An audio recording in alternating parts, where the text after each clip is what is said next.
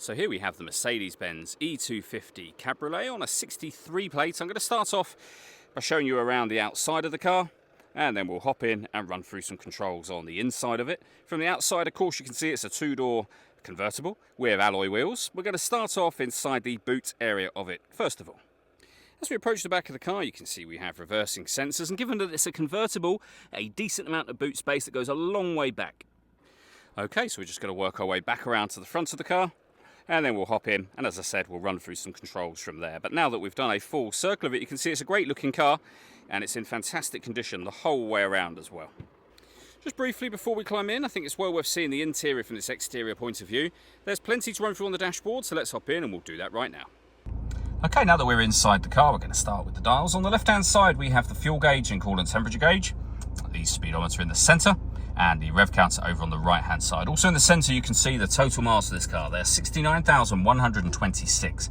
You can change information displayed there for various things, including a digital readout for the speedometer, as you can see. And beneath that, it will show you what gear this car is in. It's an automatic, so we, of course, are in park at the moment. If we back out to the steering wheel, the buttons over this side go through the information that we were just going through a moment ago.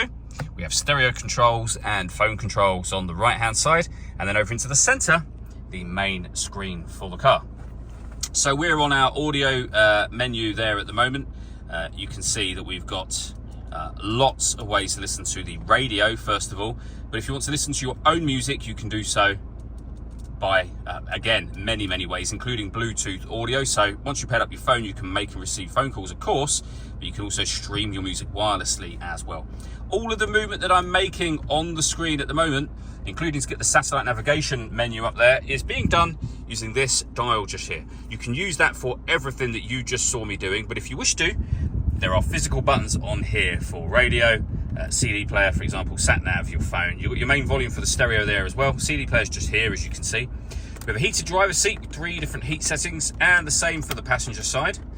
This will blow out warm air, and you can change how much warm air it blows out, but out onto the passenger's neck or driver's neck, and it blows it out from the vents that you see on the headrest just there.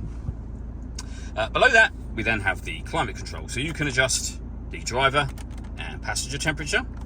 When you're happy with those settings, you can increase and decrease the fan speed. You can determine what direction you'd like the air to be distributed in. The air conditioning is on at the minute, so that's off, back on again, or just hit auto. The car, as you can hear, will take full charge of the fan speed and also the direction of the air, and it will do that to maintain the temperatures that you've asked for there. Below that, we have some storage and a 12-volt charging socket, 2 cup holders, as you can see, and the controls we went through just a moment ago. In here are the roof controls. I'll show you the roof working next. Okay, so if we lift the button up, the windows will go down first of all. You can see the tailgate section opening just there. The next thing that will happen is the roof will, of course, fold back into that section. If you keep your finger on the button the entire time after the tailgate closes, which it's doing now, you can stop.